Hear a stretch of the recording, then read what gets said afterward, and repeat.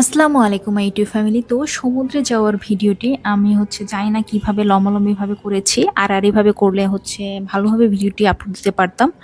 আর ভাবলাম যে একটা একটা করে শর্টস দেওয়ার চেয়ে এগুলো যদি একসঙ্গে ক্লিপ অ্যাড করে একটা করে দেই, তাহলে পরবর্তীতে আমারও দেখতে ভালো লাগবে, আপনাদেরও দেখতে ভালো লাগবে আশা করছি। তো এই তো, এটা আমাদের বিচে যাওয়ার ভিডিও। ওই যে দূরে দেখা যাচ্ছে সমুদ্র। অ্যাকচুয়ালি এই জায়গায় আমার হাতটা যদি আরেকটু বেশি লম্বা হতো তাহলে সুন্দর করে দেখানো যেত, অথবা ড্রোন ভিডিও করা গেলে সবচেয়ে বেস্ট হতো। মেইনলি এবার কক্সবাজার যাওয়ার আগে এই রোডটার ভিডিওটা দেখে এত টেম্পটিং লেগেছে, মনে হয়েছে যে একদম যেতেই হবে কক্সবাজারে। রোডটা যেহেতু অনেক উঁচু, প্লাস সমুদ্রের কাছে যেতে যেতে ঢালু হয়ে গিয়েছে, সো এই জায়গা থেকে সমুদ্রটা দেখতে খুবই ভালো লাগে। উপর দিয়ে প্লেনও উঠছে, সেটাও দেখা যাচ্ছে। আর দেখতেই পাচ্ছেন পিক সিজনে কক্সবাজারের জ্যাম, একদম বরাবর এখানে অটো রিক্সা বিভিন্ন এই তো রিক্সা চলছে খুবই ধীর গতিতে, কিছুটা জ্যাম আবার কিছুটা ছাড়ছে এরকমই। তো যাচ্ছে সমুদ্র দেখতে দেখতে, একদম নীল সমুদ্র, দেখতে ভালো লাগছে। এই যে কলাতলি মোড়, রিক্সা আসলে আমি আগের ভিডিওতেই বলেছি কিছুটা ঘুরে আসতে হয়, কিছুটা না অনেকটা পথই। তো অবশেষে ঘুরে আমরা এই সাইডটাই এসেছি। এখন কিছুক্ষণের মধ্যেই আমরা ভিচে চলে যাব আশা করছি। তো এটা আমার ভাসুরের ছেলের ফার্স্ট সমুদ্র দেখা, তো ওকে নিয়ে যাচ্ছি আমরা। যেহেতু বাচ্চা মানুষ আর কখনোই দেখেনি, তো ও অবশ্যই আমাদের চেয়ে বেশি এক্সাইটেড। আমরা বুড়ো হয়ে গেলেও এক্সাইটেড অবশ্যই, সমুদ্র বরাবরই ভালো লাগে। তো আমরা রিক্সা থেকে নেমে গিয়েছি, এই পর্যন্ত রিক্সা আসে এবং বাকিটা এইটুকু বালুপথ, এটা অবশ্যই আমাদেরকে হেঁটে যেতে হবে।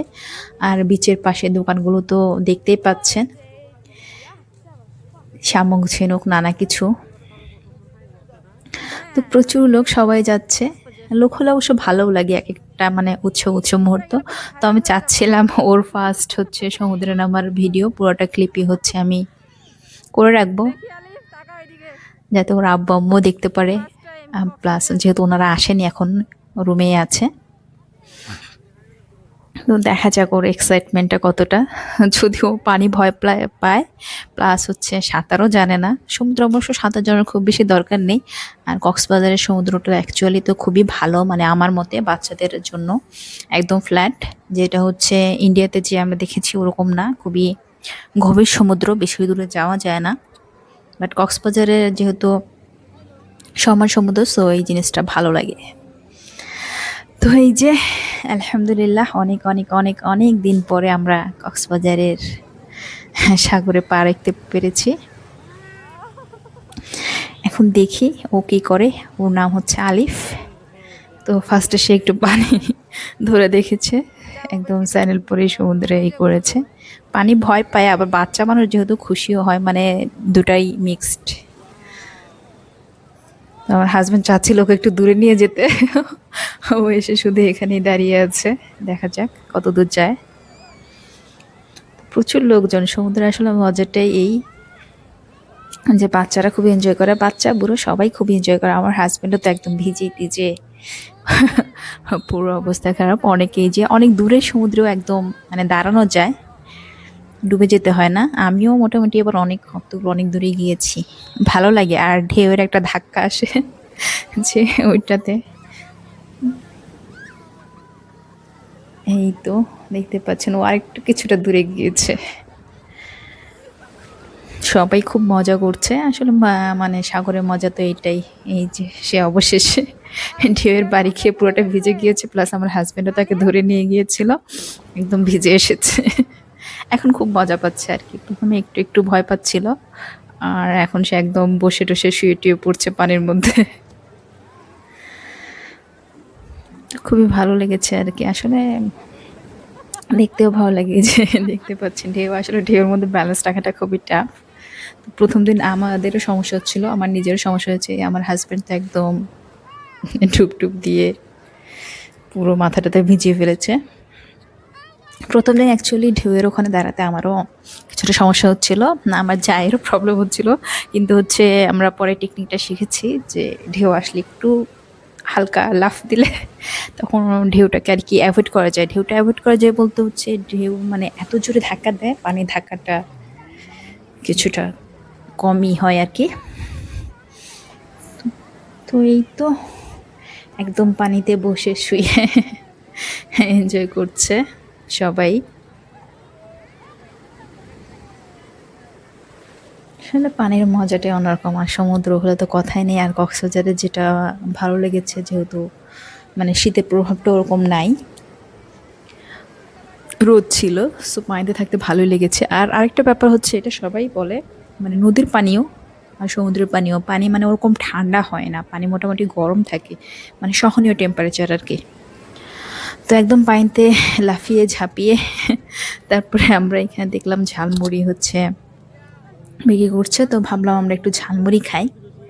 তো দেখতেই পাচ্ছেন দুইজনের কি অবস্থা, একদম ভিজে, আমি নিজেও ভিজে গিয়েছি।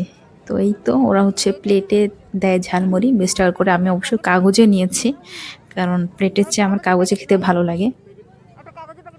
মানে মনে হয় আর কি বাইরে মুড়ি খাচ্ছি, প্লেটে খেলে মনে হয় যে বাসায় মুড়ি মাখিয়ে খাচ্ছি। এই ঝালমুড়িটা এত এত মজা ছিল, একদম বলার মতো না। আমি আগে যদি জানতাম যে এই ঝালমুড়িটা আমি নেক্সট টাইম আর পাবো না খুঁজে ওনাকে, তাহলে অবশ্যই ওনার একটা পিকচার তুলে নিয়ে আসতাম বা ওনার ফোন নাম্বার নিয়ে আসতাম।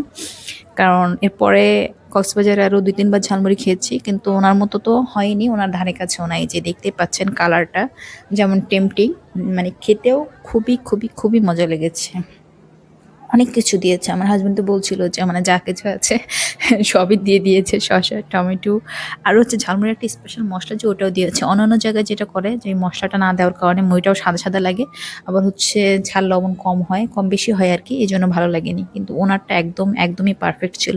আমার হাজবেন্ড অবশ্য বলছিল আরেকটা খাওয়ার জন্য, তো আরেকটা না খেয়ে আর কি ভুল হয়েছে, একদম ওটার টেস্ট এখনো মুখে লেগে আছে। এই তো ঝালমুড়ি খাওয়ার পরে এখানেই কিছুটা সময় বসে রেস্ট নিচ্ছি। আমাদেরকে আবার হোটেল খুঁজতে যেতে হবে, কারণ আমাদের নেক্সট দিন রুম চেঞ্জ করতে হবে। দেখেন এরা বালু দিয়ে কি অবস্থা করছে সবগুলা মিলে। এই ব্যাপারগুলো আর কি মজার, সবাই একসঙ্গে গেলে একদম চাচাকে বালু দিয়ে ঢেকে দিচ্ছে আমার ভাসুরের ছেলে। তো এই তো এরপর হচ্ছে আমরা দেখলাম আরও কি কি পাওয়া যায়। তো অবশেষে একটা পেয়ারা নিয়েছি, পেয়ারা মাখা খাবো। এখানে মোটামুটি অনেক কিছুই আছে, আনারস আছে, তরমুজ আছে। তো পেয়ারা মাখাটাও অসম্ভব মজা ছিল, মানে আজকে যেইগুলোই খেয়েছি সবই মজা ছিল। এই তো অবশেষে দেখলাম হোটেল রুম আছে কিনা, সি ক্রাউনের রুম নেই, তো অন্য হোটেল দেখতে হবে। শ্রী ক্রাউনের এই সাইড থেকে একদম পুরো বিচ ভিউ, যেহেতু এই হোটেলগুলো, তো এখান থেকে সব দেখা যায়, মানে সমুদ্র দেখা যায়। তো এখন আমরা চলে যাব রুমে, সবারই অবস্থা একদম ভিজে টিজে খারাপ। রুমে যে অবশ্যই ফার্স্টে গোসল করতে হবে। তো আজকের মতো সমুদ্র দেখা এ পর্যন্তই। আগের ভিডিওতে যেহেতু সমুদ্র দেখাতে পারিনি, তাই এই ভিডিওটা দিয়ে দিলাম। ভালো